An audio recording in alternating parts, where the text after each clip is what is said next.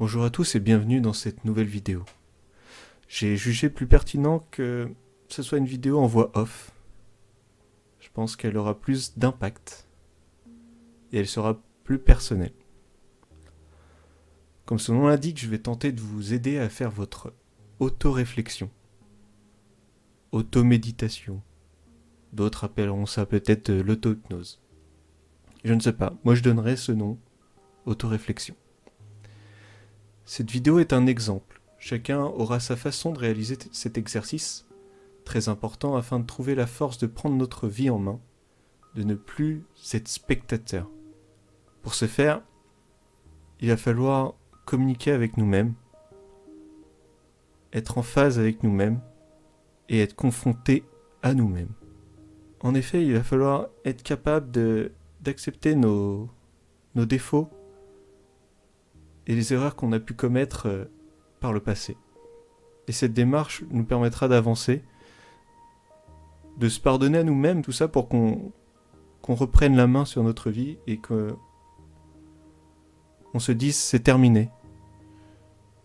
Je prends ma vie en main, je vais là où je vais là où je veux, je fais ce que je veux et j'y arriverai.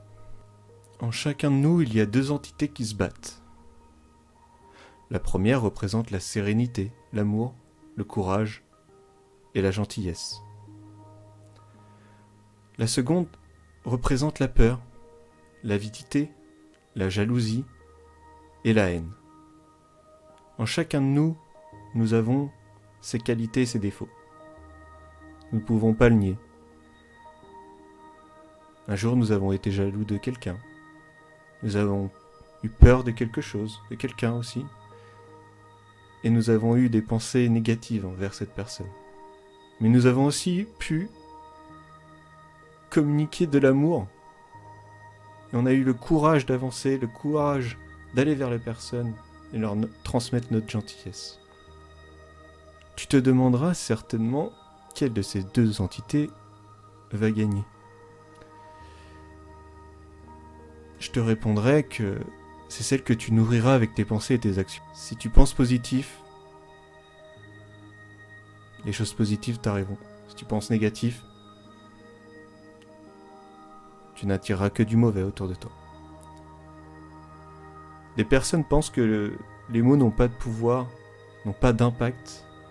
Pour ma part, je pense que c'est faux. Est-ce qu'il est plus facile de blesser avec des mots qu'avec des gestes, avec de la force?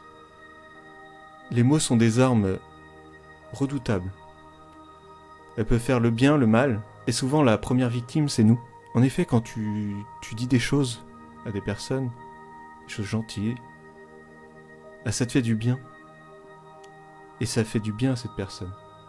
Et quand tu peux dire des choses pas très agréables à d'autres personnes, peut-être que sur le moment ça te fait du bien, ça te défoule. La personne en face, elle n'appréciera pas, certainement. Et toi, tu auras peut-être un sentiment de culpabilité. Après, en contre-coup. Et tu te diras, mais est-ce que j'ai bien fait de lui dire ça? Est-ce que c'est ça que je voulais lui dire vraiment? C'est le but de l'autoréflexion, en fait.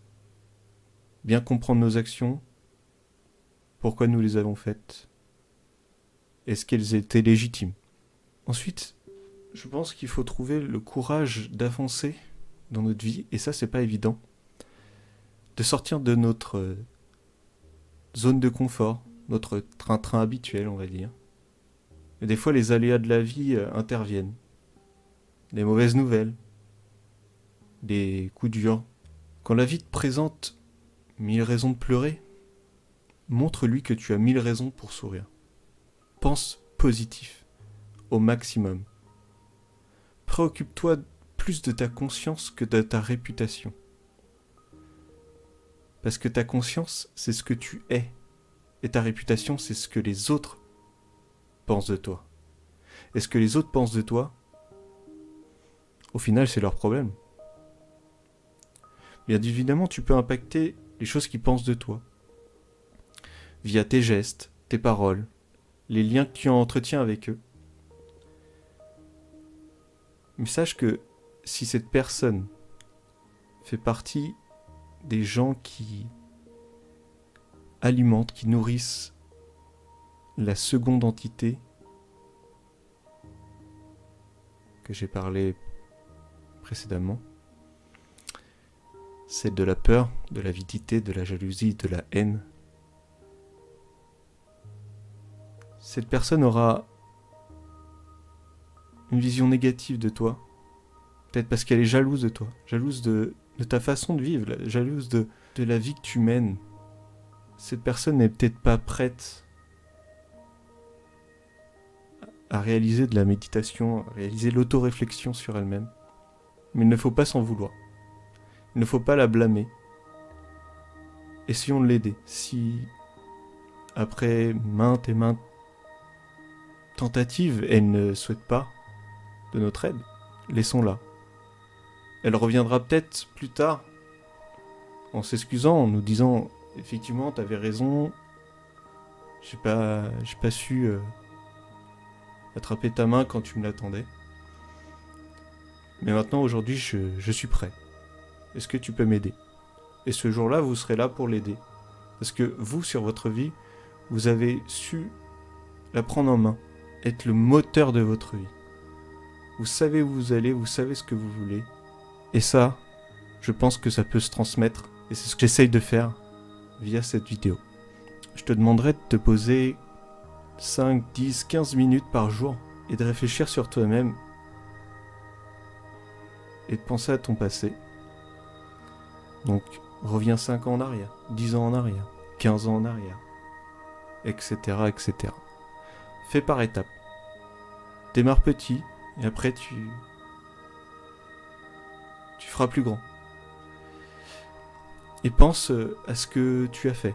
Pense à tes actions à ce moment-là. Les personnes que tu fréquentais, que tu ne fréquentes plus maintenant. Et repense à ce que tu aurais pu leur dire.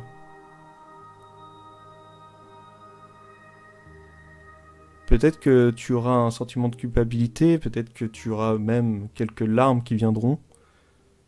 Mais c'est pas le but. Le but, c'est de prendre conscience que, effectivement, on a fait peut-être des mauvais choix par le passé et rien ne nous empêche de les corriger aujourd'hui.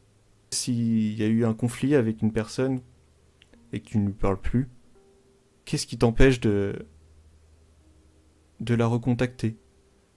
Aujourd'hui, c'est facile, on a des réseaux sociaux, on a des smartphones, on a Internet. Essaie de recontacter cette personne et de lui dire « Excuse-moi, ce que je t'ai dit à ce moment-là, c'était une erreur. Je te prie de m'excuser. » Dans 90% des cas, si la personne en face de vous voit que vous êtes honnête, elle vous pardonnera. Mais il subsiste toujours ces 10%. Si malgré tout, vous êtes honnête, vous vous excusez et cette personne ne veut rien entendre, c'est pas grave. Ne la blâmez pas, ne faites pas de commentaires. Respectez son choix. Cette personne n'est peut-être pas prête à écouter, à accepter tes excuses. En tout cas, toi, t'as fait la démarche d'aller mieux, de te pardonner toi-même. Le fait de faire cette action-là, ça te soulagera, ça t'enlèvera un poids, peut-être insoupçonné, mais ça te fera avancer. Je vais conclure cette vidéo avec un dernier conseil que je pense important. C'est vis ta vie chaque jour en restant fidèle à toi-même et aux sentiments vécus à ce jour. Ça sera une certaine renaissance peut-être pour certains. Ça sera peut-être un nouveau départ pour d'autres. En tout cas, pour tout le monde, ça sera un nouveau commencement.